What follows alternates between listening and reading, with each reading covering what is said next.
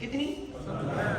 लेकिन टर्नओवर के अंदर जिसको अभी सेलिब्रेट किया गया दिल्ली, फर्स्ट नंबर पर हैदराबाद का नाम आता है।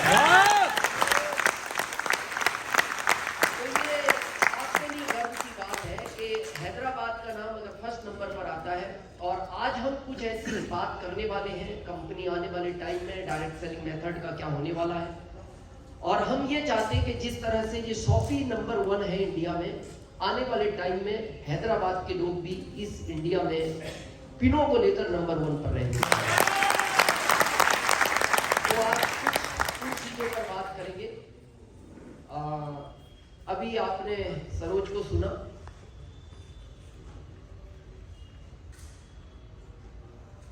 सूर्यवंशम मूवी सुनी, फिर चौधरी वंशम सुन ली और आरसीएम वंशम सुनेंगे। सरोज ने कहा कि जब उनका जन्म हुआ जिस घर में, उस समय उनके घर कारें बंगले सब थे। तो इसमें उसका कारण उनके पिता थे। जब जिस घर में हमारा जन्म हुआ उस समय हमारे घर में साइकिल नहीं थी, उसके कारण हमारे पिता थे। तो इसके कारण हमारे, अब हमारे पिता ने गलती क्या कर दी कि शादी गलत जगह कर दी। क्योंकि शादी हमेशा बैलेंसिंग नहीं करनी चाहिए। आएगा भारत में धीरे धीरे बढ़ेगा। भारत में हर चीज धीरे धीरे बढ़ेगी। देखो, मैं जो बात करूंगा मैं बोर्ड पे रिपीट भी करूंगा, तो अगर आपको सुनाई ना दे तो आप देख लें और बाकी महसूस करें, कोऑपरेट करें, होगा। चलो, तो हम बात कर रहे थे कि शादी हमेशा बराबर के परिवार में ही करनी चाहिए। और उस समय क्या होता था, घर वाले चॉइस करते थे। अब जो भी रहा हो गई शादी हमारी। तो अमीर ससुराल के अगर फायदे हैं तो नुकसान भी है। अमीर ससुराल का फायदा क्या है कि आपको कोई आर्थिक तकलीफ हो तो वो मदद करते हैं, ये फायदा है। नुकसान ये है उनकी बहन को कोई तकलीफ हो तो वो एक्स्ट्रा मदद करते हैं। समझते मतलब। तो इसीलिए कभी भी अगर अमीर ससुराल गलती से मिल जाए तो फिर वो पास में नहीं होनी चाहिए, डिस्टेंस होना चाहिए, ताकि उनकी बहन उनके भाई से कोई शिकायत करे तो आपको भागने का मौका तो मिलना चाहिए। और इसीलिए मैंने भविष्य देखते हुए राज्य बदल लिया। मेरी ससुराल यूपी की है और मैं एमपी रहता हूँ, है ना, 1500 किलोमीटर दूर ससुराल। और शायद यही मेरा कारण रहा बिजनेस को तेज गति से करने का। जब मैंने आरसीएम शुरू किया तो मेरा पहला महीने का स्टेटमेंट 416 था और आरसीएम के पास प्रोडक्ट था केवल एक, pant piece, only pant piece.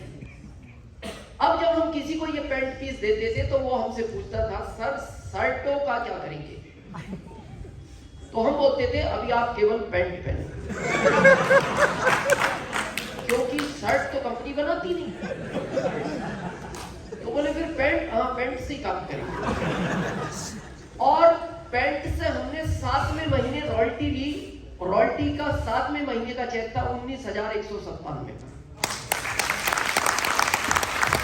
ये अभी केवल एक प्रोडक्ट का कमाल है।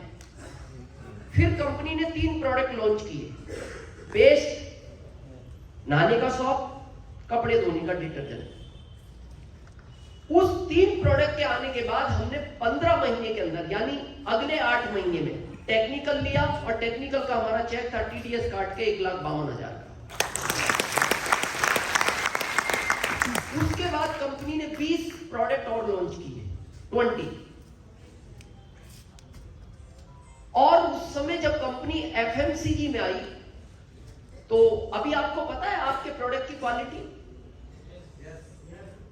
मैं आज आपके प्रोडक्ट की क्वालिटी को हीरा बोलता हूं, मार्केट की क्वालिटी और रेट के अनुसार। लेकिन उस समय कंपनी कपड़े की थी, एफएमसीजी तो लॉन्च किया था उसने, तो उसको नॉलेज नहीं था कुलकर्णी साहब। तो जब पहला पेस्ट लॉन्च किया कंपनी ने, तो उसका मिक्सिंग सही नहीं था। दबाव तो या तो लिक्विड लिक्विड निकल आता था, या फिर पेस्ट आगे चला जाता था, लिक्विड पीछे निकलता था, पेस्ट मुंह पे पहुंच जाता था, तो फिर कुछ नहीं निकलता था। तो एक हमारे अब्दुल कलाम खान जी है बड़नगर से, तो उन्होंने अपने जिया जी को रतलाम में पेस्ट दिया। अब वो पेस्ट बाहर नहीं आया, तो एक वो कपड़े धोने की थप्पी होती है, उन्होंने उससे मारना शुरू किया, तो वो थप्पी टूट गई। हो सकता वीक हो, पुरानी थी। तो फिर उन्होंने कुछ और भारी चीज ली, जब उसको मारा पेस्ट के ऊपर, तो वो पूरे परिवार का 7 दिन का एक साथ निकल गया।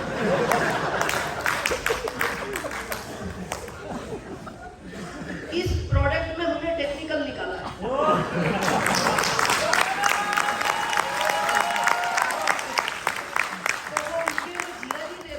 उन्होंने खान साहब को फोन किया, बोले तू आज के बाद रतलाम में मत दिखना, और दिखाई दे तो ये थप्पी लेके आना नहीं, और ये 7 दिन का पेस्ट एक्स्ट्रा देना। ये एक साथ निकला, इसका क्या होगा? क्या था उस समय हमारे टाइम? और 20 प्रोडक्ट जब आ गए, तो आप कंपनी में इतिहास पूछना हमारा। अगस्त 2007 में, उस समय कंपनी के पास आखिरी 3 थी स्टार रूबी, ये sapphire star, sapphire diamond, star diamond, ये हवाएं। उस समय आखिरी 3 थी स्टार रूबी, और 2007 अगस्त में हमने स्टार रूबी निकाला 20 प्रोडक्ट के साथ। और उस समय जो हमारा चेक था TDS कार्ड के, वो था 7,80,000। ये बात है 2007 की। कब की?